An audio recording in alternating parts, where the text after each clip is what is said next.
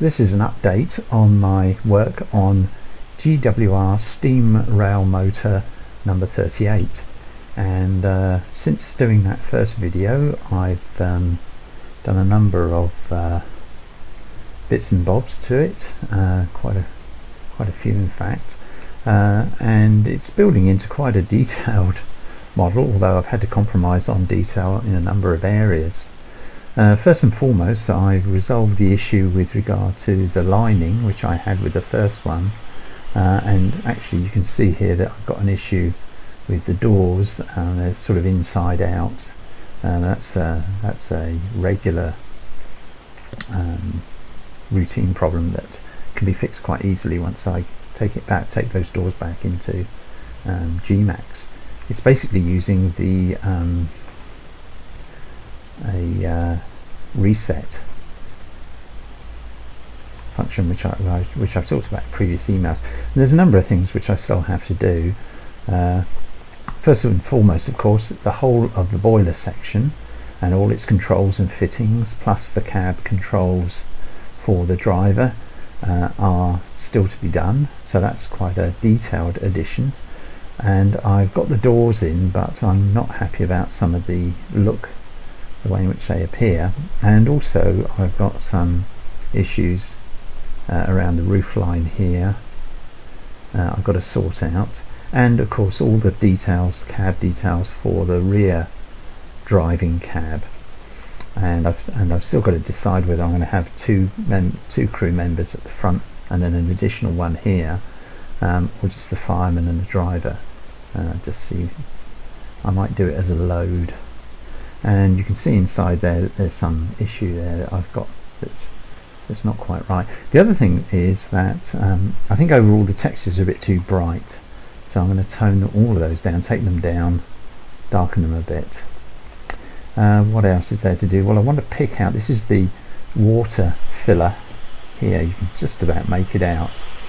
There it is. I want to bring that out a bit more clearly, make that a bit more obvious. And of course I've got all the passenger attachments to do. This is, at the moment it's using an 8'6" carriage bogie from just the turn of the 20th century, and I'm not convinced that that's the correct one. I want to have a look at some more photographs, and I may alter this. This is one of my own carriage bogies. It needs to be 9 foot anyway, that's 8'6" wheelbase, so I may change that, but that's just using a pre-existing carriage bogie in the correct position. And what else is there? Well, we've got the shell ventilators, so-called shell type ventilators, on the roof, and we've got the vents for the gas lamps and the pipe work for it, as seen on several of the prototypes, including the restored one at Didcot, although I think they use LED or something instead of the gas. But although you can't really make it out in this view, or maybe you can, no, it's perhaps partly hidden. Just trying to show it. You should be able to see the gas lamps in there. I don't know why that is like that. And also the roof, the inside roof, should be a much lighter colour. Alongside that, I've got the straps for standing passengers. These were introduced new with this type of vehicle, and they are supported on a bar running the full length, and there are some very decorative brackets which support those. You can see one here. There should be more visible than that. So I think it's an aspect of the way in which it's shown itself in Trainz. I need to check up on these things. So as you can see, there's been quite a bit done. Obviously the buffers and the vacuum brake and coupling, the front bogie of course is working, as is the latter. Might as well give it a bit of steam. but of course although it's going to chuff away, there's no steam engine actually driving this power bogey at the moment, and I need to absolutely 100% convinced about the position of that bogey. I've just turned around and looked at the plan, and I think it should be further back by about 6 inches, maybe even up to a foot. It does look too far forward to me at the moment. So there we are. That's where the steam rail motor, it's not an auto coach, it's a steam rail motor. This is the first of these type of vehicles. Yes, we've definitely got an issue up here, look around here, so we need to sort that. But all in all, it's taken quite a lot of work. This in particular, the lining out, the panelling was, there's an issue there as well, I can see, was a major job to have to redo all of that, because I'd got it so comprehensively wrong. But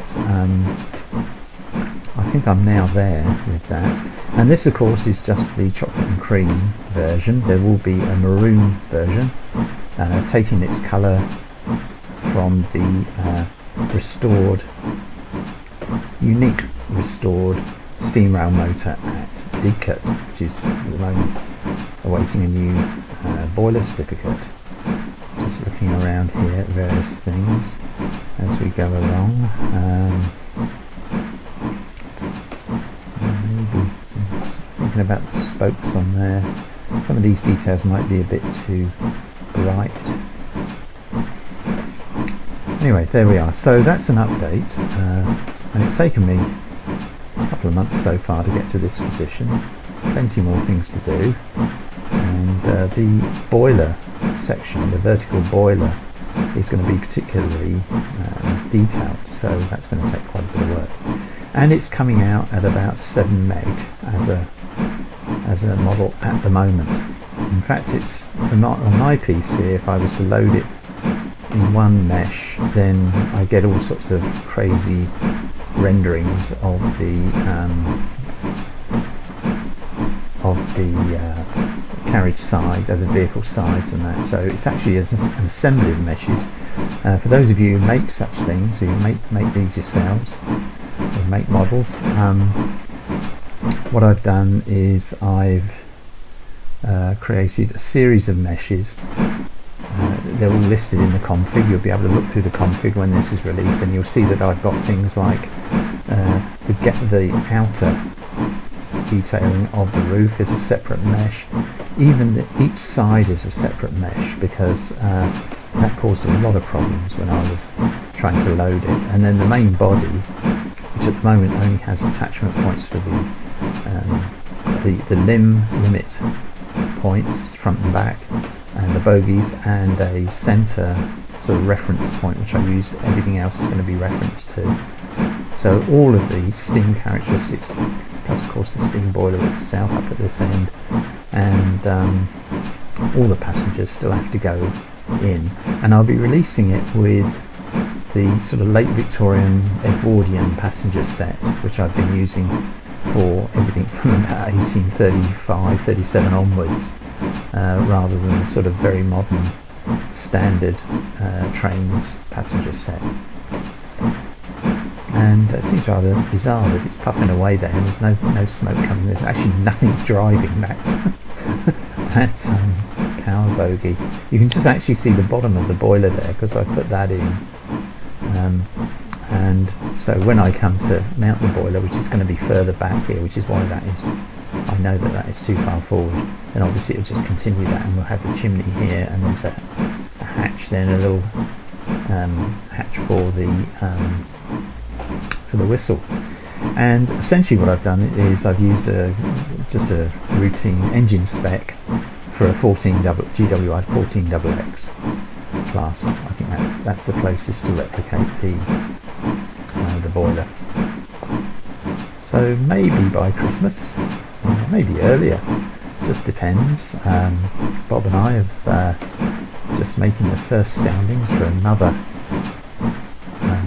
little project as well. So although it is my intention to make a trailer for this steam rail motor, and also make other versions of the steam rail motor, different numbers. This is number 38, and there were about 100 altogether. They're going to be, as I get round to them, it's going to happen as I get round to them. So, but anyway, hopefully I'll be releasing this before too long.